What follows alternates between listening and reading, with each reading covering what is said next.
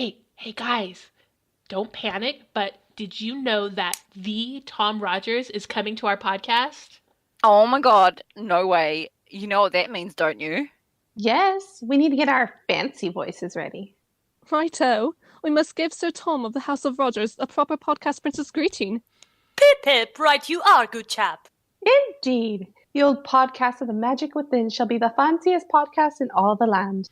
This will be a jolly good time. Or maybe, just maybe, we could try, I don't know, like being ourselves? All right. I guess. Okay. Right. I guess, well. Welcome to the Magic Within.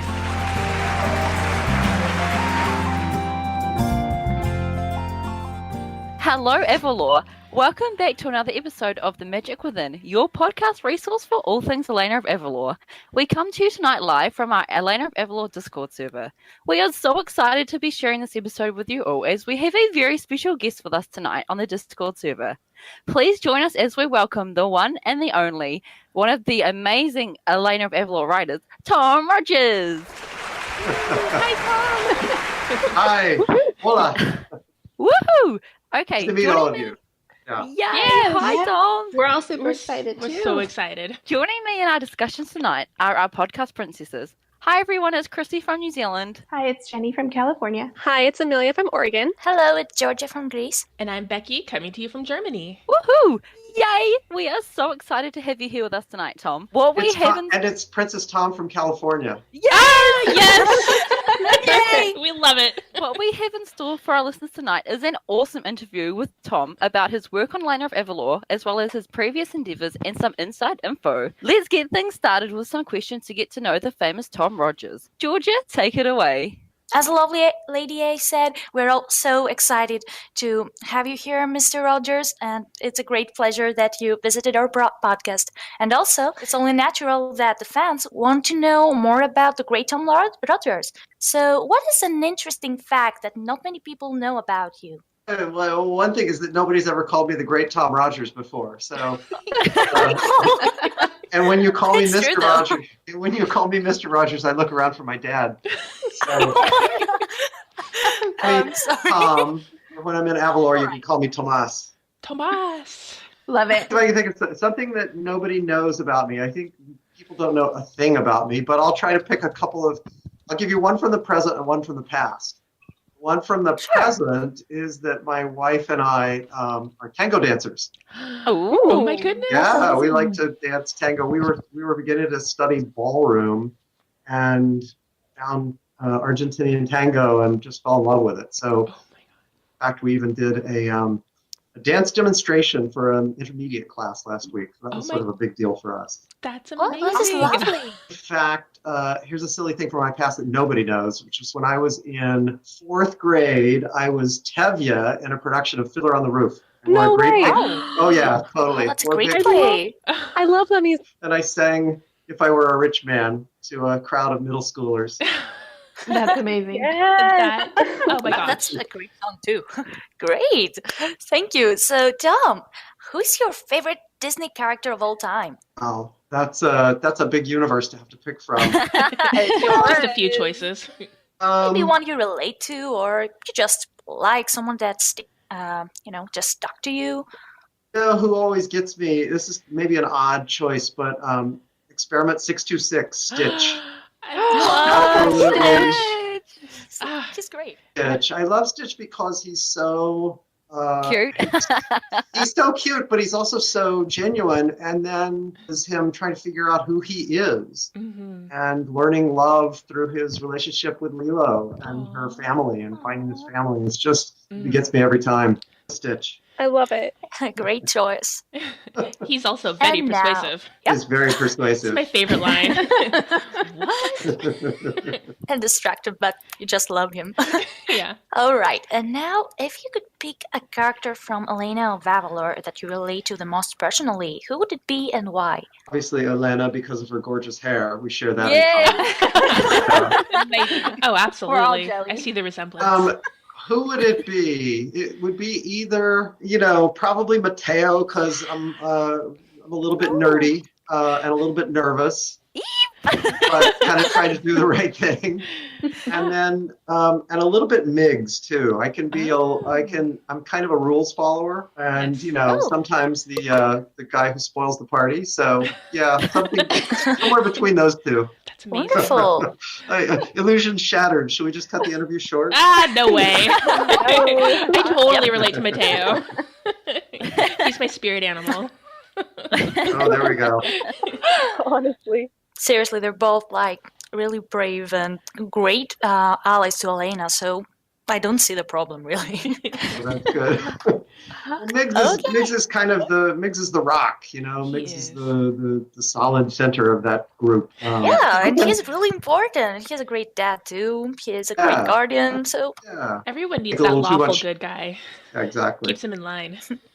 Okay, so we were wondering, as a writer, who is your favorite author of all time? Who do you read? Again, such a ginormous universe to pick from. The book that I go back to time and again is Harper Lee's book To Kill a Mockingbird. It's something about a book that I wrote, not in the Elena universe, but I very much had To Kill a Mockingbird in mind when I wrote it. It's such an American classic with good reason. So that's something I read. And then sort of completely different is I love Raymond Chandler. He wrote these sort of hard-boiled detective stories set in Los Angeles and on the surface seems nothing like To Kill a Mockingbird, but in some ways they're very much about sort of what it means to be a hero, to stand up when nobody else will stand up for what's right. And so I find that I consistently respond and return to themes like that in the things that I read, the things that I write. I love these kinds of questions because I never really consciously think about them until you get a question like that, and then I go, oh.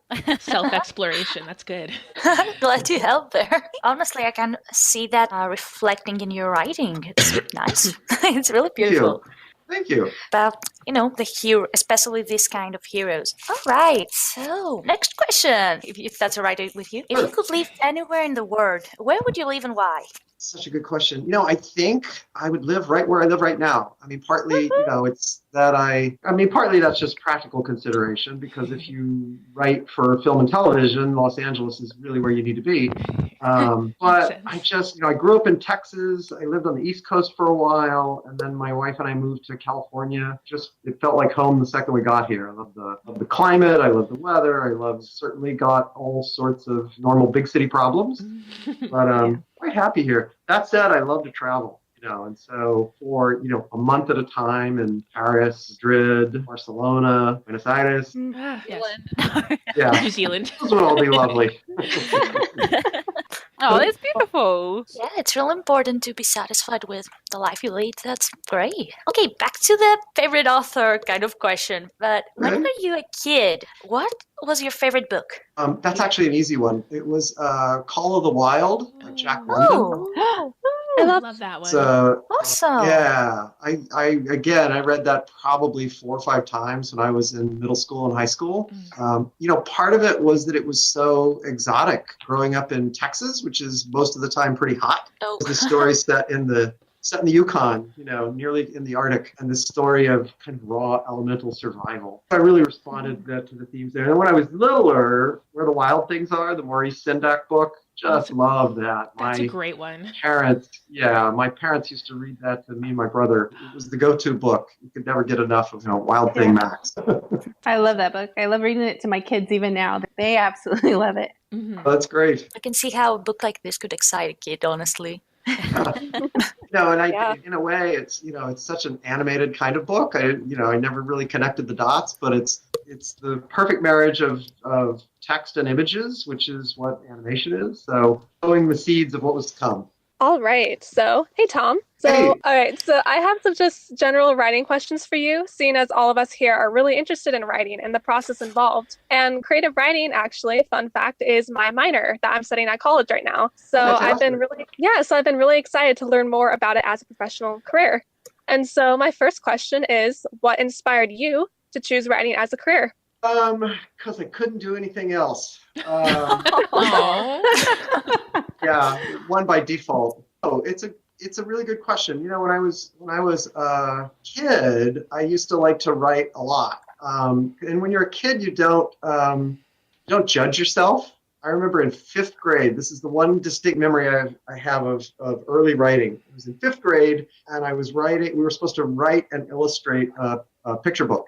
And so I really liked horror stories at the time. So I wrote a horror story about a 5th grader who was also a mad scientist. Ooh. And he did this experiment to combine 3 monsters into one body. So it was werewolf, Dracula, and Frankenstein. So it was this one body with these really huge shoulders, and he had 3 heads sticking out. So there was a big furry werewolf head, and Dracula and with fangs in the middle, and the big Frankenstein neck on the other side. And That's the amazing. kid, the 5th grade mad scientist, turned the monster loose. Oh, he was called the Werkulestein.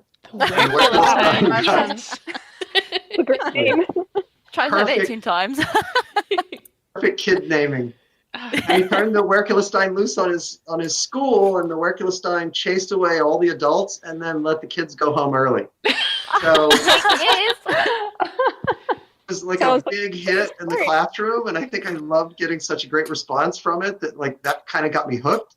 And then I can't say I did a lot of writing until I got really out of college. Like writing was something that somebody else did and that sort of special people did. And I also, come from a family of professionals. Careers are marked by kind of really obvious and distinct markers. You go to law school, you get your law degree, you work for a law firm, so on and so forth. And there aren't really similar progress markers for becoming a writer. To be a writer, you pick up a pen and paper and start to write. Yeah. And it took me a long time to kind of figure that out, and then even longer judging my own writing while I was doing it poorly, and just begin to trust the process of getting better. So, answer to your question. Oh no, that's Wow. great. Wow. I love hearing like the origin stories, All right, so once you have like your characters and stuff, how do you get into the mindset for each character when you're writing their upcoming lines? It's a lot about thinking about actually how the character speaks and what their personality is. We have good fortune to have amazing artists on our show, and so I have my office artwork up on the wall behind me that I always reference to, when I'm thinking about a particular character, looking at drawings of their expressions in different dudes, and then thinking about their voice, and sometimes actually doing the voice. My wife thinks it's hilarious when I'm here in my office writing, because I'm often doing the voices and other Disney characters, and so when you do the little mice from Cinderella, Jack and Gus Gus, I'm That's amazing. sitting in here doing hello, Gus Gus. I love it. Yeah. Have you seen Cinderella today? Tom! You kind of have to do that, if not out loud, you have to do it in your head. And that helps with the character. You just become that little bouncy little fat guy. Gus Gus.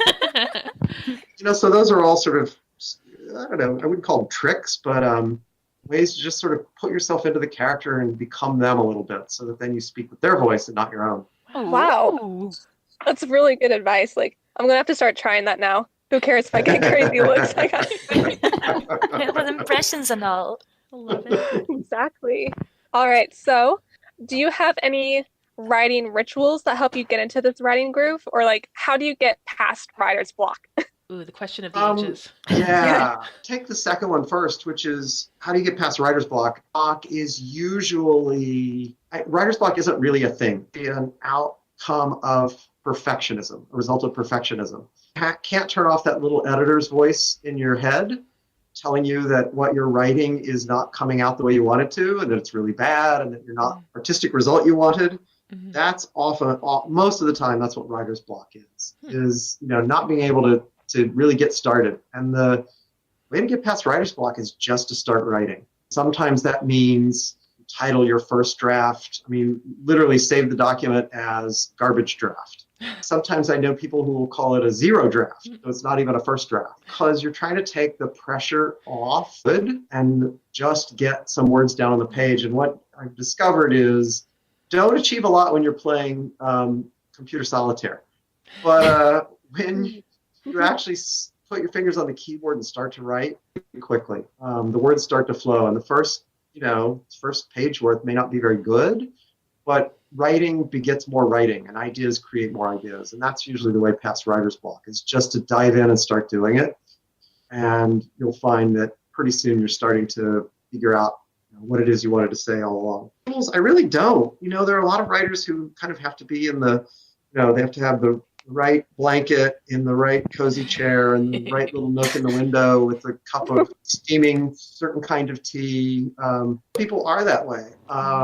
Every writer has his or her own rituals. I don't really have any. I mean, I need a good cup of coffee in the morning to get rolling. Vicky, we can all totally relate to that. Exactly. When you write for a television show, you have deadlines, and there is nothing like a deadline to focus the mind. Oh, I bet. This is true. So, Amelia, when you're in school and you're doing writing assignments, when you're writing for class, you probably have a deadline, and I bet you rarely miss them. But when you're writing something on your own, it's easy for it to sit and languish for a month. That's so true. Yeah. That's so true. Set yourself some artificial deadlines and share them with somebody who will hold you to it and treat it like it's a job, like you're actually writing, an article for a newspaper that has to be in by, whatever. And having those artificial deadlines and then forcing yourself to stick to them, that will be shocked at how much progress you start to make. Wow. All right. Oh, that's amazing. That's good. I love that. All of a sudden, we all got struck with inspiration here. We're like, Ooh, squad deadlines. It's a thing now. I like it. Hashtag Tom, our hero. All right. So you guys got to hold me accountable now when I write. Oh, I will. I'm gonna put it back to you. Don't you worry. We'll be We got your back. down on your head. Oh, yes.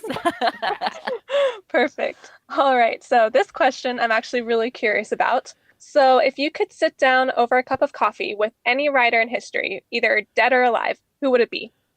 Mark Twain That's a good one. just had such an amazing sense of humor. He didn't take anything seriously, and yet he took everything seriously.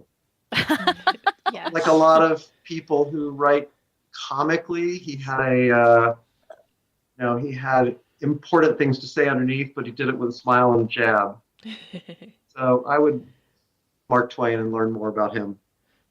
Oh, Great answer. yeah, he's one of my favorites too. I love that. Mm-hmm. Excellent. So, what is your measure of success as a writer? What do you consider a success? Bills. Hey, it's fair. Okay, it's an answer. That's one answer. That's my silly answer. Because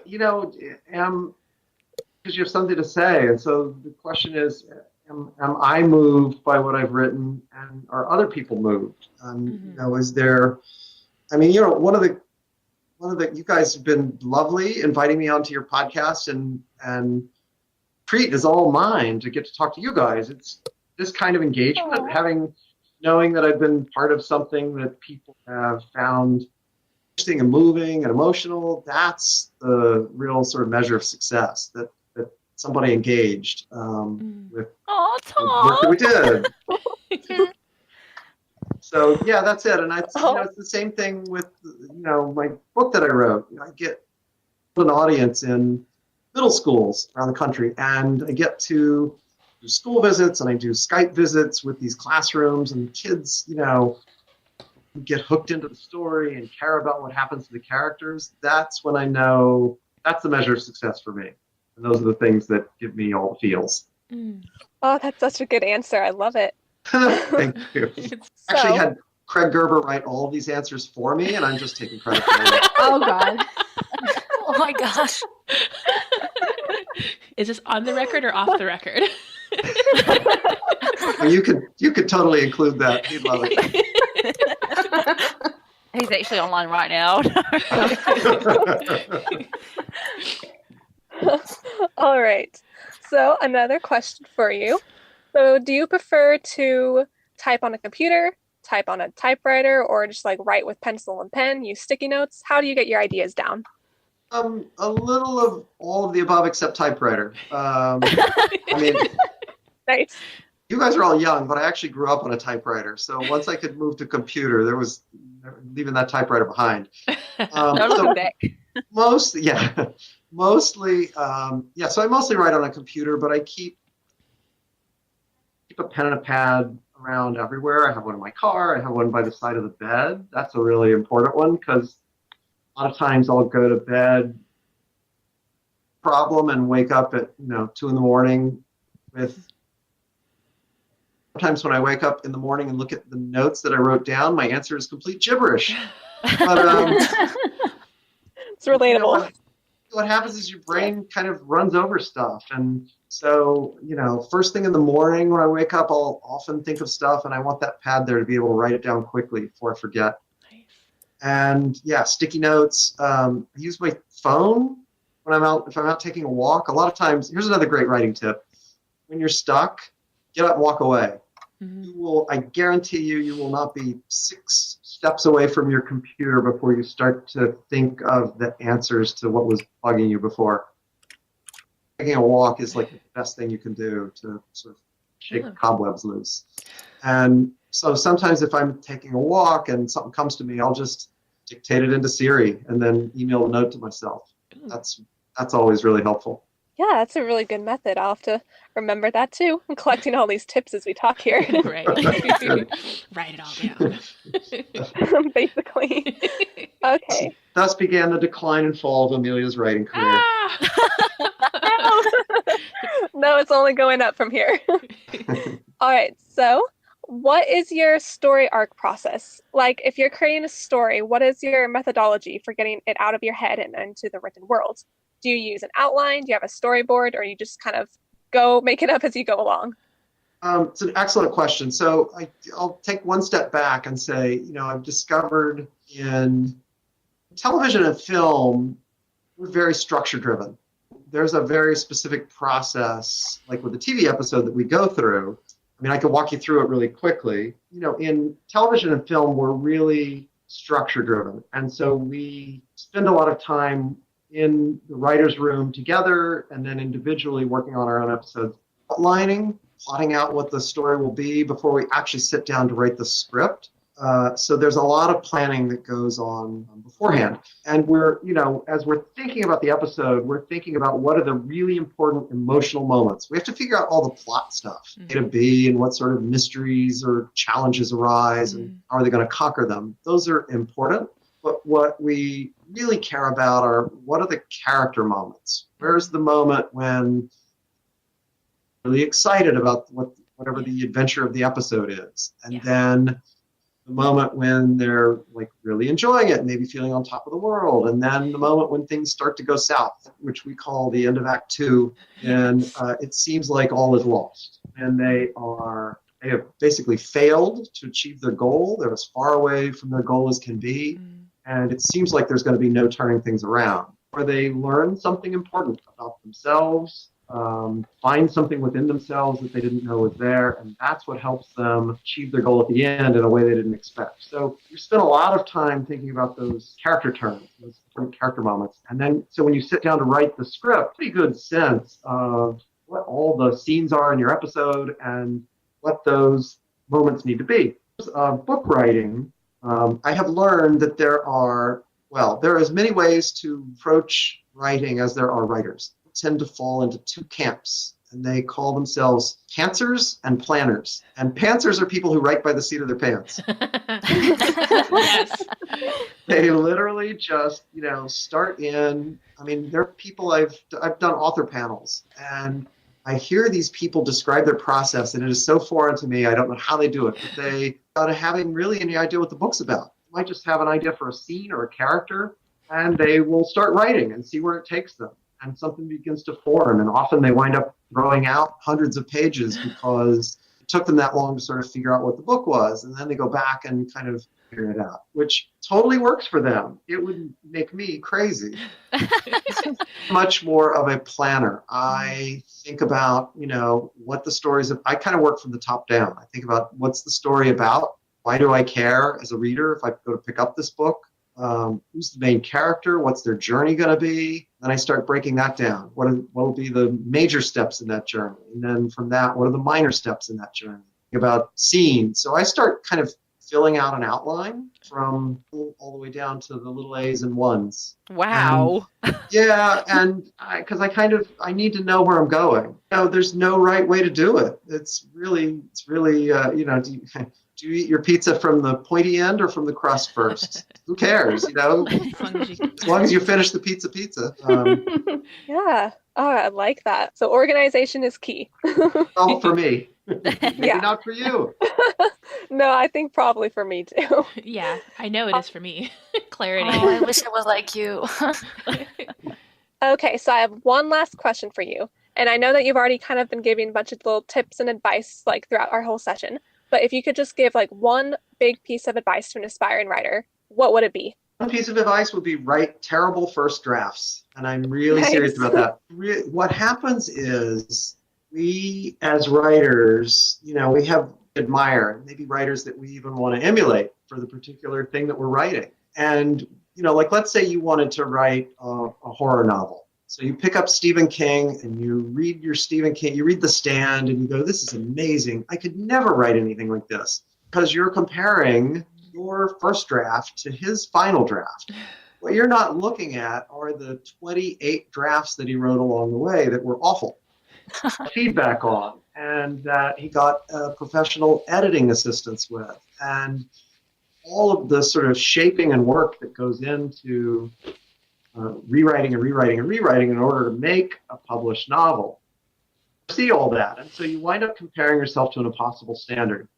And so the one sentence is write terrible first drafts, but it really means, just know that everybody's first drafts are terrible. Every writer, Stephen King's book on writing, he talks about, terrible first drafts. Every writer is dissatisfied with their first drafts. And that's the way it ought to be, because you need to get something down to then begin doing the hard work of rewriting and figuring out what is the story you want to tell. Don't give yourself permission to fail, permission to be awful. Then you wind up getting stuck and you never get that first draft done. Without a first draft, you'll never get to an eighth draft. I think you hit the nail on the head.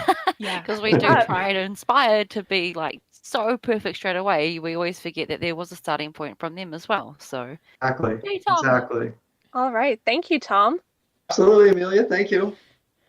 All right, I guess it's my turn. And Hi, Becky. Yes, hi, I'm Becky. And so I just had a few questions about, like just generally your career, both in the screenplay side of things and the book writing side of things. So to get started, from what I can see, you've worked on a lot of really cool projects in your career that include a really large variety of characters. Now, I know characters are kind of like children and you probably shouldn't pick favorites, but which character is your favorite to write and why? First of all, I'm going to have to call you Vicky, like Chrissy does. I'll answer to it. Right. All right, Vicky. My favorite to write and why? I think it would have to be Kronk. we love Tom. I love writing for Kronk. So I wrote a sequel to The Emperor's New Groove, which was called Kronk's New Groove. Yes, we love it. And I love Kronk because he's such a big heart. Mm-hmm. I love his voice. The actor who plays him is a guy named Patrick Warburton. He's a prince among men. Couldn't be a kinder, nicer, funnier guy. When I was telling you about doing Jack and Gus, and sometimes I do Elena sitting at my desk, but it's there's nothing better than doing Yes. Kronk, yeah. It's me. Yeah. It's awesome. Are you sure you're not a voice actor? It's his moonlight job. There you go. You should guest star. Awesome. Oh man, I love that. And he's such a great character too. He's so much fun. So He really, yeah. What? Oh wait, who are we talking about again? Tom, of course.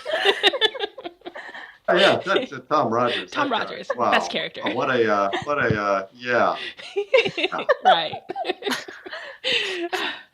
All right, so we've noticed that in several of your episode credits on Elena of Avalor, that there's a distinction between story by and written by. For example, we noticed that in the most recent episode, Moving On Up, which we love, you have a story by credit, and in Snow Place Like Home, which we also love, you have a written by credit. Could you tell us the difference between those two things?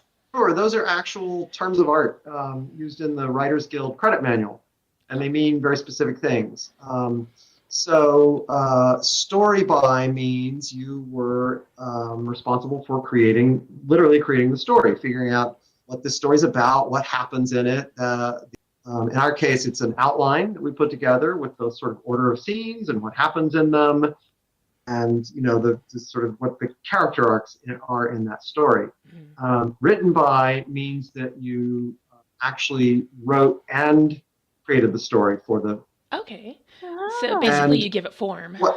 Exactly, and so what happens on a show like Elena is that we have staff writers, and then we have a head writer, and then Craig Gerber, who's the executive producer and creator of the show, and so together we often will work on story ideas together, sitting in the writer's room, coming up with stuff, kicking around ideas. At a certain point, somebody may be assigned to go off and figure out one particular story. Mm-hmm. And then that, because of the way scheduling works, sometimes schedules get switched around, and it may be that, like I was working on the story for Moving On Up, and then we had another writer who needed to be slotted in to take that to write that episode because I was going to be busy on a different episode.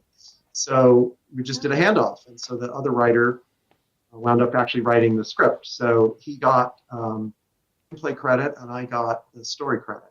Most of the time, but most of the time you'll notice there's just one writer name on the episodes. That's because from an early stage, you're assigned an episode and you are the writer on it all the way through. Okay. And then, now that said, just to be fair, other scripts, so after the staff writer has done their draft, it goes to the story editor, who in our case was Sylvia Olivas. She also was the co-exec producer. She will do a draft, and then Craig Gerber will do a draft, take credit for their work, but it's a team effort all the way up and down the line. That's really cool. Yeah. It's good. It's part of what's great about working in animation is that you're part of a big team. Because after the writing is done, the script goes to the storyboard artists, and they sometimes come up with funny business or new lines, and works under our art director to design the show, design the locations and the props, and we have actors who bring new things to the table and sometimes revise the lines or ad-lib stuff that's really funny. It's part of the fun of working in animation is working with this team of really talented teammates that's kind of bigger than all of us. So that's why I love it. Awesome. It's really cool just to have light shed on the process, and you kind of go back and watch the episodes and have a whole new just perspective on it. Thank you for sharing that. Sure. So aside from Elena of Avalor, what is your favorite project that you've worked on in your entire career? Probably my backhand at tennis. Yes. I finally drilled that sucker in. Nice. Whoa! I think it would be the book I wrote. I wrote a book called 11, Mm-hmm. 11 on 9/11, to help teach younger generations, particularly kids now who weren't even born in 2001, and what it was like to be a kid that day. Mm-hmm. And that book has taken me, but virtually around the world. Been able to do with classrooms as far as away as like Asia. I've done some in Hanoi and China. Wow. It's incredible. Israel, and then all over the United States, and some classroom visits as well, physical visits. So that's been a really fulfilling. And I could totally see why. I've read the book, and Yeah? I have. I would say my girls have, but Hey. they haven't technically read it. They're 7, but I've read it to them. Wow. And so I could totally see why that was such a fulfilling thing, because it's really moving. and funny all at the same time. It's amazing. Good. So, Good. um, Yay. yeah. So, but my kids, like I said, are right between the ages of your characters in the book, Nunu and Alex, and I have to say their favorite character is Radar, the dog. For sure. Because, they're 7. But they really loved the lighthearted bits of choosing his name, Alex playing softball against the dog. They laughed the most when Radar got revenge on the bully, but they were really upset when Radar got hurt. They're like, Mom, why did he do that? They had some very strong words for that bully. Awesome. But we really enjoyed reading. Then you've raised your kids well. Yes, you can always tell by the way they treat animals, the quality of a person. But we really enjoyed reading Alex's journey in his, I guess you call this a coming of age type of story. So I was wondering what inspired you to use 9/11 as the backdrop for this story. It all kind of started with a visit from my nephew. My brother has a son. His name is Matthew, and it's about 2008. And Matthew was visiting here in Los Angeles from Texas. Happened to be on the anniversary of 9/11 and television that day of the memorials, and he was watching it and he said, Uncle Tom, what's the big deal about 9/11? Mm-hmm. Kind of taken aback by his question. Yeah. Because I don't know how old you guys are, but those of us who are old enough to have memories of that day have the day. I can tell you almost second by second where I was when I heard the news and how the rest of the day unfolded. Yes. It was only 2 when the events happened, and he had no memory of it.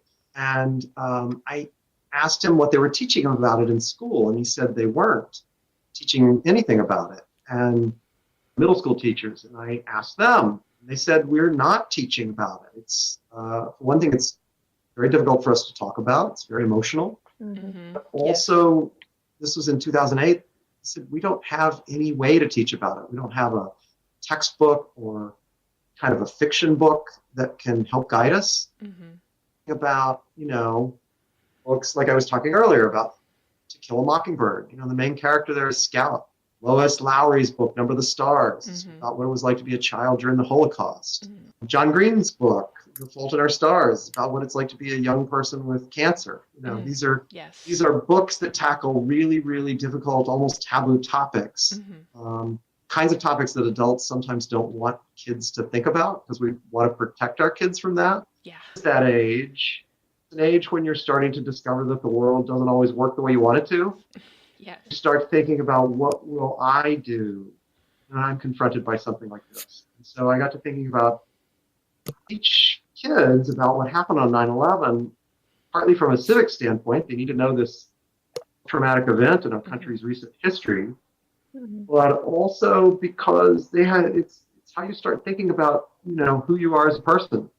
You're confronted with difficult times. So it kind of led me to thinking about writing about what it was like to be a kid on 9/11, which led to jump forward 6 years and the book was published. But lots of research, lots of interviews, lots of outlining. Yes, of course. But that was really the genesis of the book.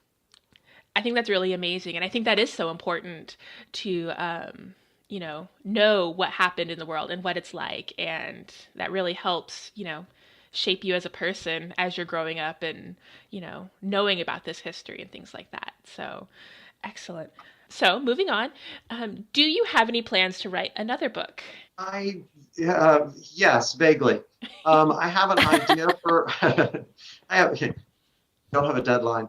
I do have an idea for another book, but I actually have a little news I can share with you, which is that I am wrapped up on the writing for season 3 on Elena, and I am now moving on to a new job, which is that I've got my own TV show launching for Disney Junior. No way! Oh my gosh! I'm going to be the executive producer and showrunner.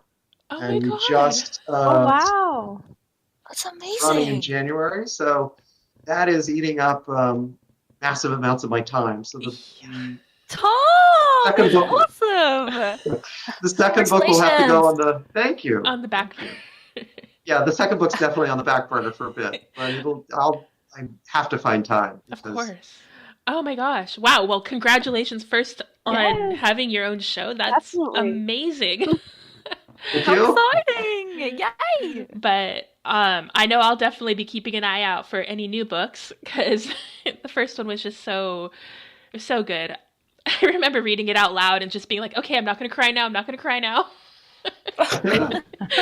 Ah, speaking of that, emotions and all that, how do you make characters so relatable? When I watch Elena of Avalor, one of my absolute favorite things is the way the story can have me laughing 1 second and crying the next because the emotion is just so well conveyed. And I recognize that same emotional roller coaster writing style when we were reading 11. So, how do you as a writer accomplish that? Is there a certain formula for fun to feels ratio that you aim for? Well, some of it's instinct. Some of it is watching, you see other movies, shows, books that affect you in a certain way. It's good as a member, it's fun to just let it wash over you and enjoy it. But when you're a writer, then you want to go back and pick it apart and come at it from a craft standpoint, see what they did and see how they threw a joke right on top of an emotional moment so that you're actually laughing through your tears, and how effective that can be. It actually makes it feel better, doesn't take away from the emotion. There's sometimes things like that you do to sort of learn the rhythms and they become kind of instinctive. I think the other important thing is to find connection to what the characters are going through, because there aren't that many emotions in the world and we've all experienced all of them. Mm-hmm. And so it's finding, and honestly, it's like, truthfully, you never really grow up. Mm-hmm. You're still going through the same frustrations, anxieties, and fears that you had when you were an adolescent. It's just, the stakes are higher when you get older. Yeah, this is true. The same. I mean, I was laughing the other day at some social event and going, it's just like high school all over again. So you find those things that make you afraid, public speaking, or not being able to cover for a friend who needs you in a moment of need, or whatever it is. You find that thing and find that moment in your life that connects to the thing in the story you're trying to tell, and instinctively helps you bring those moments out. Mm-hmm. I have to say, in the case of Elena, all credit has to go to Craig Gerber, who created the show, for setting the tone right from the beginning. Yeah. The showrunner does. They are the keeper of the vision. Mm-hmm. And, the vision was set early on what we were going for. And, what mattered were hitting these deeper emotions and finding those chords and then doing it in a way that's fun and funny. Mm-hmm. You certainly do. Yes. Oh, my goodness. So that's all on him. Yeah. It sounds like it's a team effort. Keep the vision going. Oh, thank you. I mean, it's when somebody's kind of set the tone, then your job as a staff writer is to, like being the captain of the ship, and then your job is to pull on the oars and aim the ship at the target that he's set. And so well y'all do that. So thank you. Yeah. Let's see. So obviously we know that you are one of the writers on the show. It's what we've been talking about this whole time. And you've touched on this a little bit already, the screenwriting process. And maybe this is a silly question, but what comes first, the storyboard or the script? Definitely, in our case, the storyboard. It's not a silly question at all. In fact, some animated TV shows are what they call board-driven, meaning that stories are created by the storyboard artists and the showrunner, and the showrunner is somebody who is an artist himself or herself, and they draw. Mm-hmm. So they're coming up with sort of visual beats as they figure out the story, and they're kind of storyboarding it as they go, maybe adding in the dialogue along the way. Other shows are script-driven, and that's what ours is. Mm-hmm. My upcoming show. Yes. So we work out, and also because Elena is serialized, meaning stories build over time. There are plot threads that we follow, like this, what's happened with Shariki, and will she find her way back to Elena, leading to the big confrontation in the Song of the Sirenas. Things have to be kind of planned out in advance. So again, we work sort of from the top down. At the beginning of the season, we sit with Craig, who is already kind of mapped out in broad strokes where we want to take the characters over the course of the season. This room, we'll spend several weeks figuring out, what are the main sort of tent poles leading up to, that take us through that arc of 26 episodes, and to work out what the individual episodes and stories are. Once we have an idea for a particular episode, and I'll try to walk you through this really quickly, but basically it's just a series of expanded documents. So we start with essentially like a 1-paragraph version of the story to the network, and they say yes, which they usually do. We like it. Sometimes give some feedback.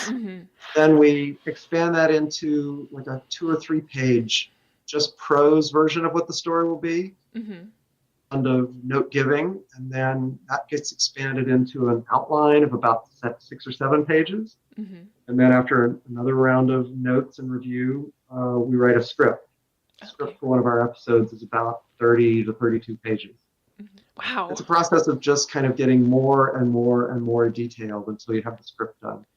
And then at that point, I think so many people don't understand that. They just think like you literally write a script and do the animation and it's done, but there's just so much more details than that.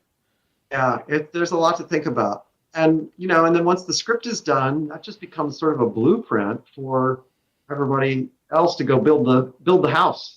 Drawn, it has to be designed, it has to be, the voice actors have to do the acting, there's music, there's editing, there's animation, there's sound effects, so we really are just kind of we draw the blueprint that then sets the whole process in motion.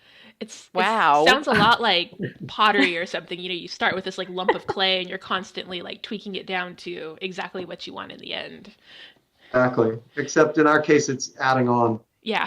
But it's the same idea. Yeah. Same idea. That's true. It is getting bigger, but it's but being it refined at the same time. It goes from rough to finer to finer to the finest. And in this case, finest or shinier is finier.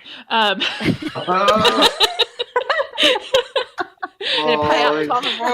mouth. You stole my heart. You just quoted Bobo back to me.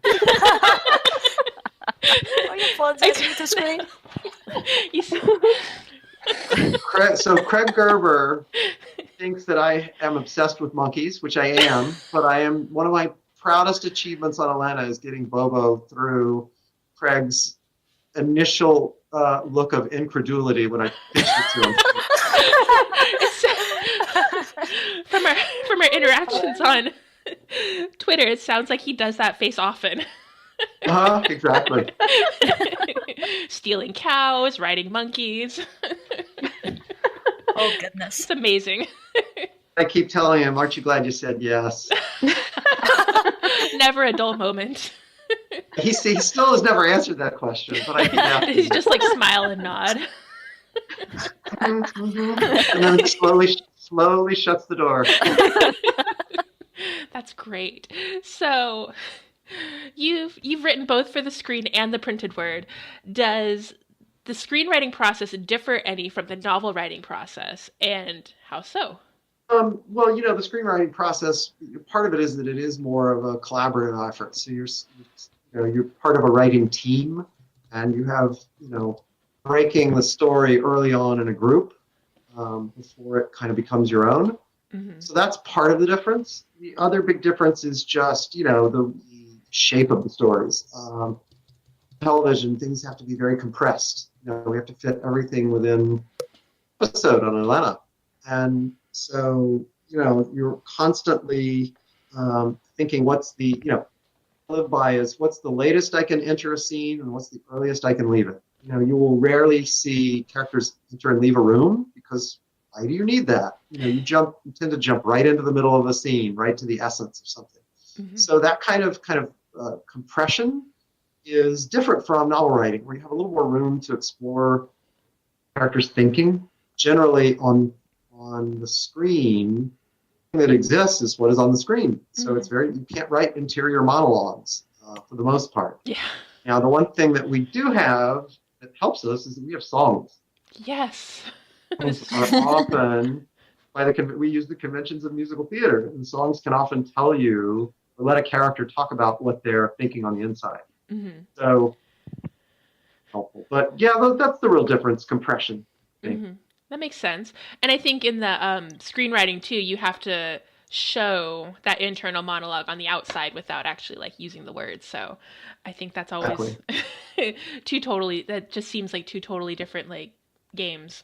That said, I went kind of crazy when I wrote my book, and I was so excited to be able to write, what a character was thinking and what they were going through on the inside, that I so overwrote it that after editing, I wound up cutting 90 pages out of it. Oh my goodness. Oh, Oh, So, but it was fun to kind of flex my wings a little bit, and then write a terrible first draft, and then come back and do the hard work.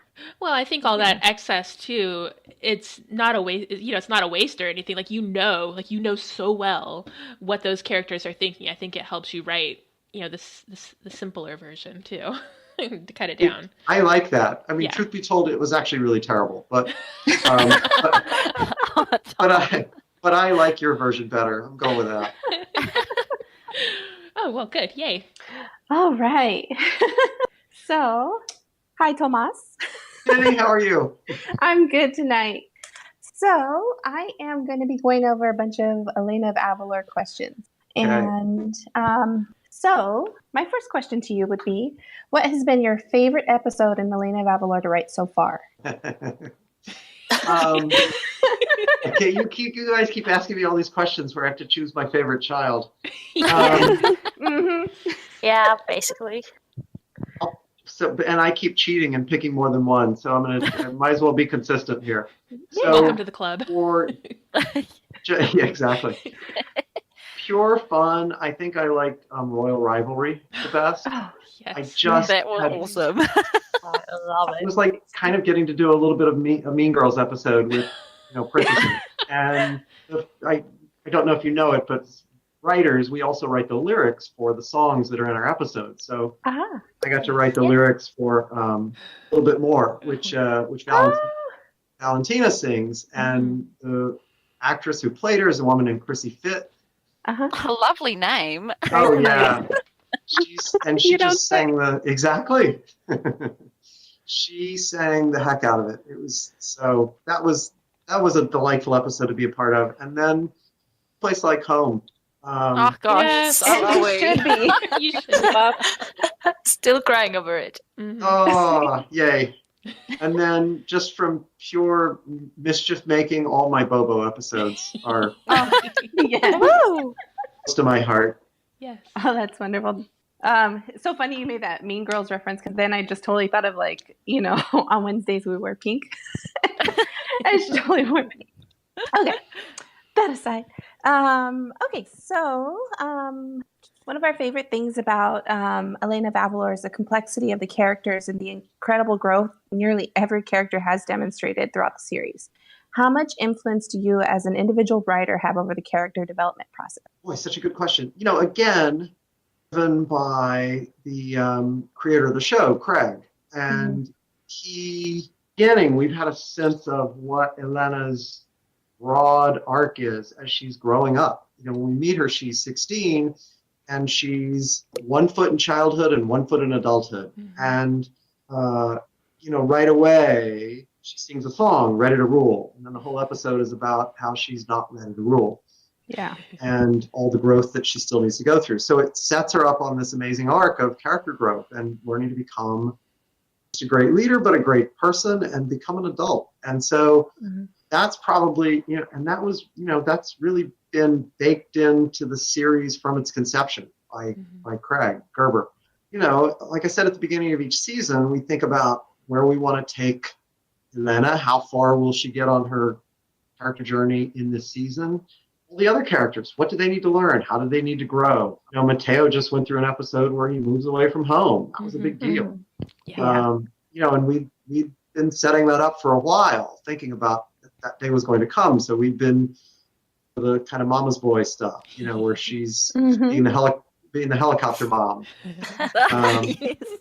So the beginning of the season, when Craig sits down to kind of say, here's where in broad strokes, here's where I want to go with the characters, then the writers in the room begin to sort of pick that ball up and run with it and pitch ideas for, develop certain characters, places we could take Naomi. We we've got some fun surprises coming in season 3, and one of them has to do with Naomi and Elena's relationship. You see the seeds of it a little bit in 2, where Naomi is starting to learn to hand gal, but to think for herself, and that's going to begin to have consequences in season 3.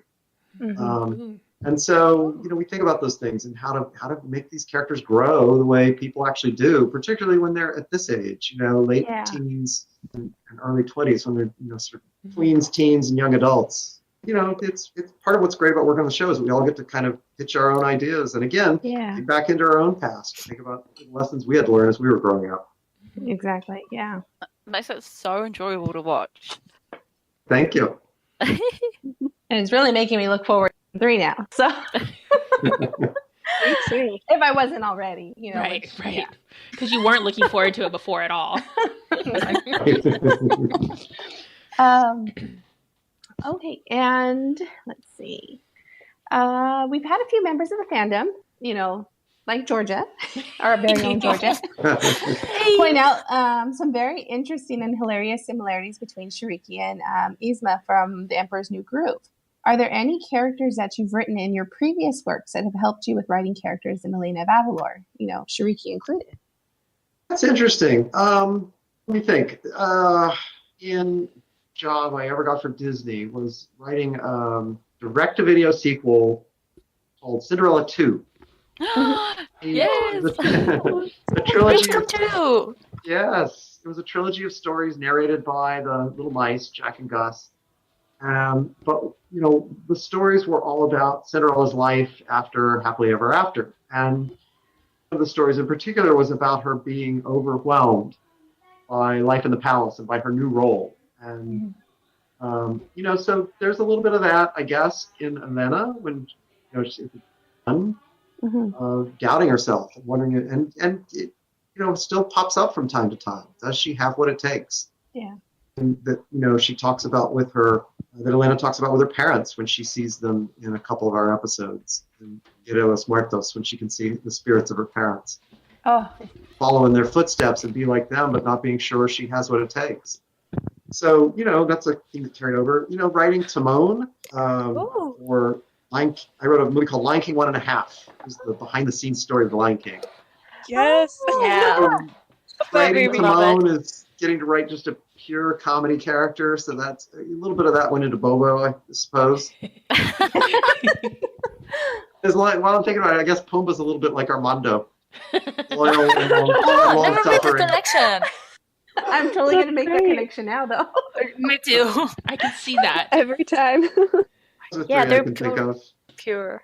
Well, that's actually really interesting to know all that. I mean, you don't really necessarily recycle things. It's just, it kind of helps shape, how you address future characters, I'm sure. Let's see. So I'm not self-inserting in here, okay, in this Right. next question at all. But you wrote the story for Scepter of Light, and I'm really curious, just because this has been sitting in the back of my head. I've been curious since then. But when Elena told Mateo that he was her friend, he looks flustered, anxious, a little bit nervous when he answers her. What was he thinking in that moment? All right, now, so we write these episodes about a year before they come out. Mm-hmm. And this was a season 1 episode, so it's probably been 2 or 3 years since I've story. So where does that moment happen? The very Right end. At the very end, right, when she's coming out of her coma. Yes. Yes. What was he? I know what you're going for, but it's not it. No, I promise. I'm trying to think. I'm not, no. I'm being good, I promise. I think, Mateo was unsure of his position. He had only been appointed royal wizard in Spellbound, perform, managed to save the day in the end, but had a lot of stumbles along the way. In Scepter of Light, he even swings around and hits Lena with the freeze ray. So he's still finding his way. He's still uncertain of his role and of his position. And for her to say that he's a friend, I think gave him some reassurance and some sense that he had found the place where he belongs. Yeah, I thought it was really nice that always kind of Aw. interpreted it as he, like he's not just a member of the staff. Like he actually is a friend, and that's that's Exactly. important. Exactly. Yeah. Okay. And But that's a better answer. No way. so my next question is, in King of the Carnival, Esteban's role in Shuriki's invasion was not believed by Lena in that moment. Is this something that may be addressed in future episodes? Maybe. Oh, don't do this to me. Oh, just kidding. But not Let really. me just say this. Elena's no dummy. And a secret this dark can't stay buried forever.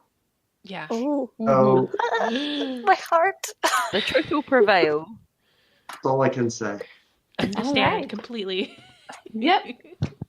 Please don't break my heart, though. All right.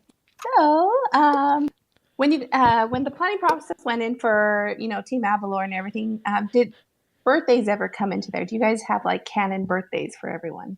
It would be a really fun idea. The only person who's had a birthday, I think, is Naomi, because she had her quinceañera. Mhm. And Esteban. And the Esteban on episode 4, yeah. Oh yeah, that's of course. That's where we. So here's a little sidebar. There's a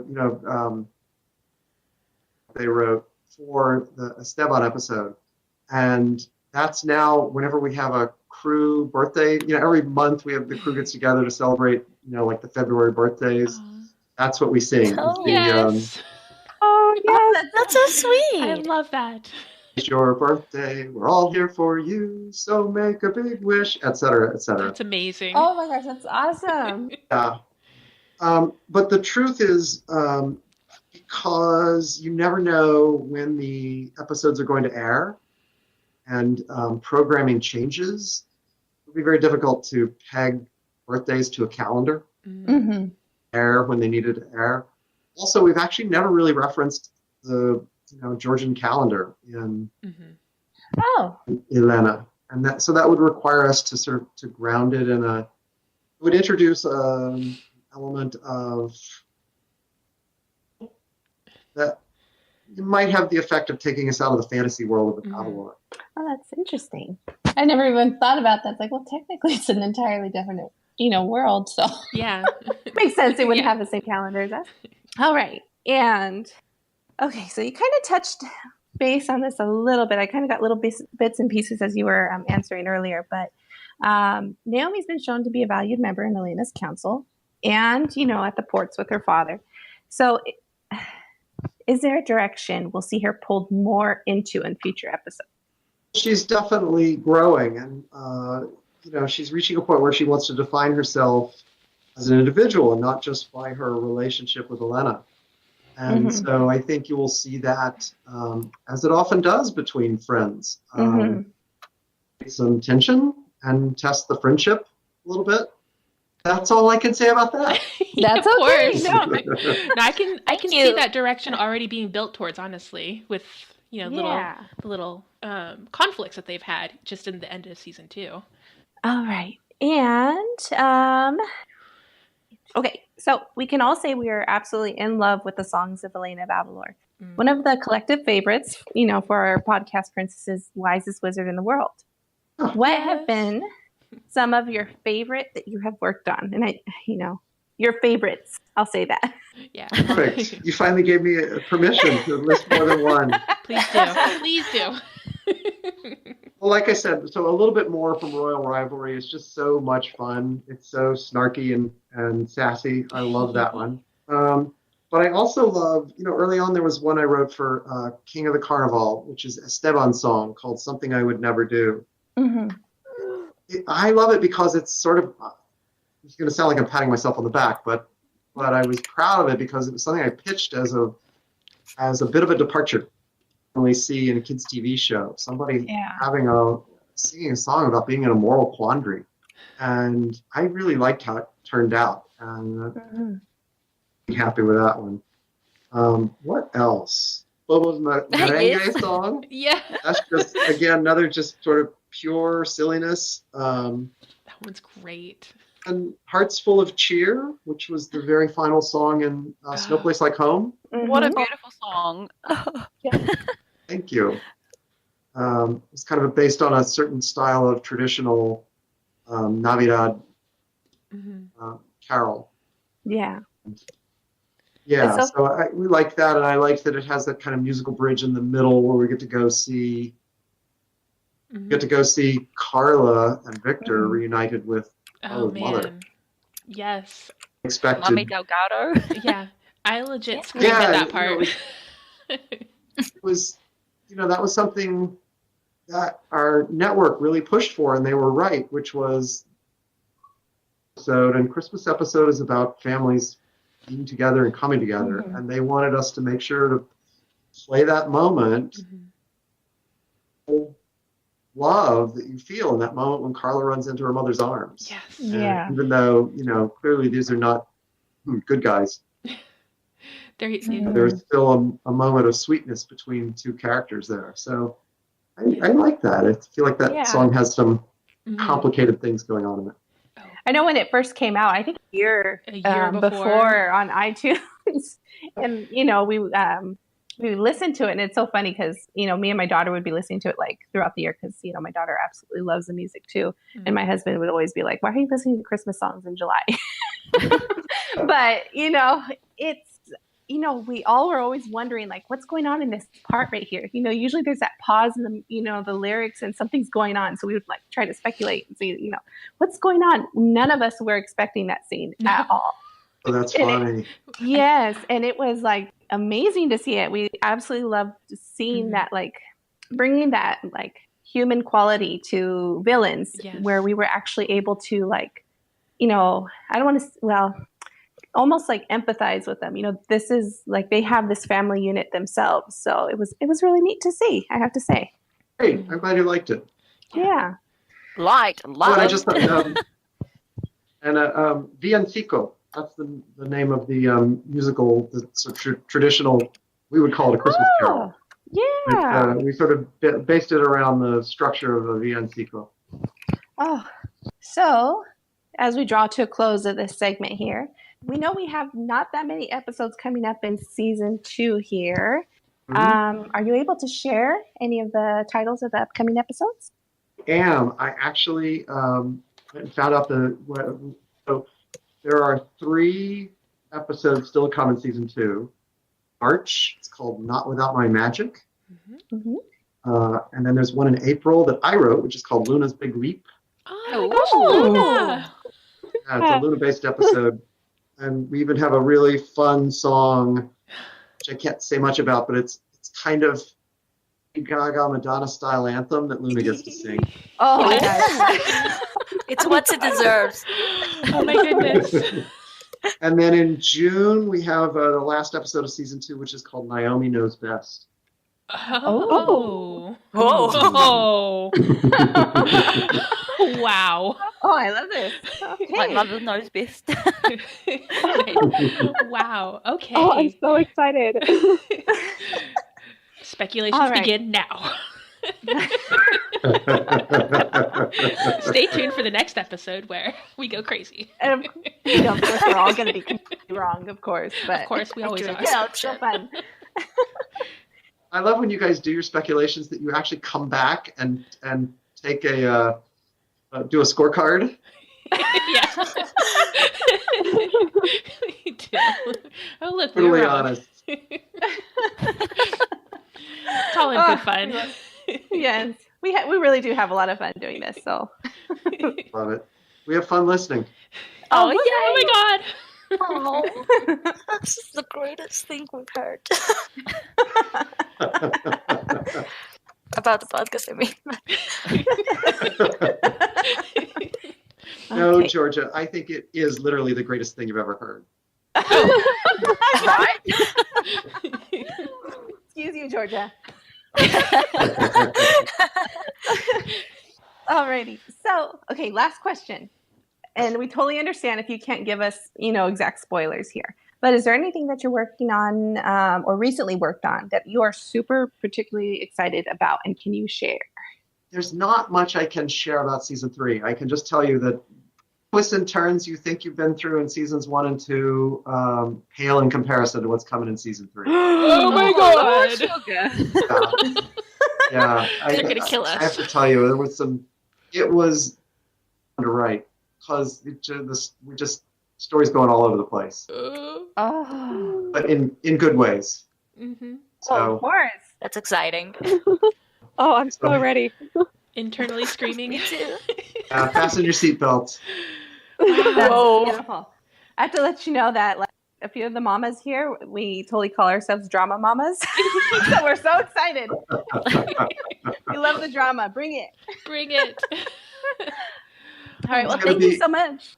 It's going to be real world Avalor when they stop getting polite and start getting real. Yes. Oh my god, yes. Real World Avalor edition. I know. Oh my gosh, I just pictured it. Whew. All right. Well, thank you so much for answering you, all my Jenny. questions. All right. Awesome. Hi, Tom. It's Chrissy. Hi, Chrissy, how are you? I'm good. Just today. Sweet as. Sweet as, bro. Tom gets it. I do. He's down with the New Zealand lingo. Okay. Awesome. Okay, to end our amazing interview with the one and only Tom Rogers, who we have absolutely loved having on the podcast today. Thank you again for taking the time out of your schedule to talk Elena of Avalor with us. Absolutely. It's been a blast. We just have a quick round of quick fire questions for you. This is dangerous. You but ready? Go These are ahead. going to come in hot and fast. Okay, the first one. Would you rather live in Coronado or Viestrella? In Coronado or Viestrella? I'm going to say Coronado because then I would at least be next door to Avalor and I could always sneak over the border and go there. Keep your options open. There's some dangerous things living in Viestrella. This is true. Okay, would you rather wear Marzel's fancy hat and 2 left fins or Christabel's pink bow tie for a week at work?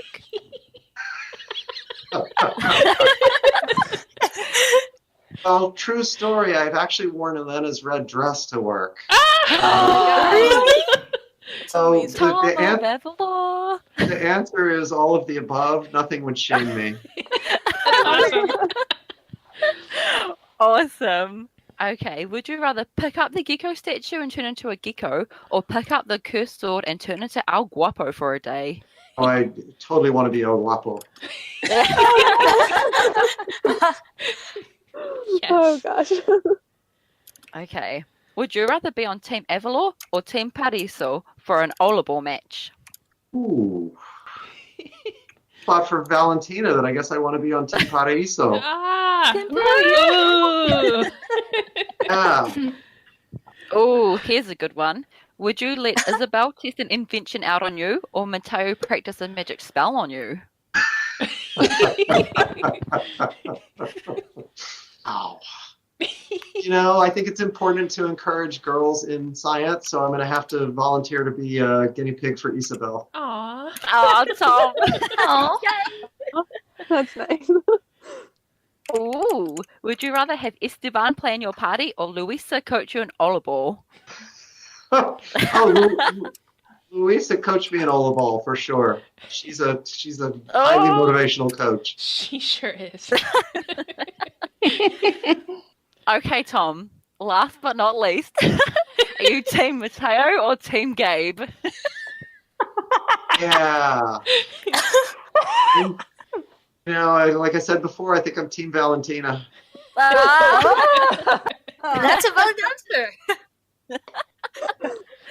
All right. Awesome. Thank We you, all love Tom. Valentina. Yeah, you know what? I'll give you the true answer, which is in my head I'm Team Gabe, but in reality I'm Team Mateo. Awesome. Awesome. We love them both. Good. Awesome. Thank you, Tom. Yeah. Thank you guys so much. This was fantastic. Your enthusiasm for this show is infectious.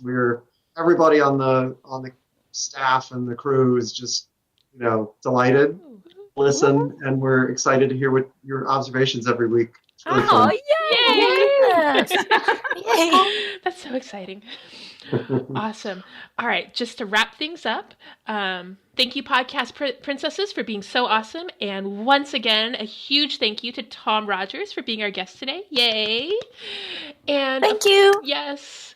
And of course, thank you to our listeners all over the world. You guys are amazing. We can't wait for you to join us next time. And don't forget to follow us on Twitter and Instagram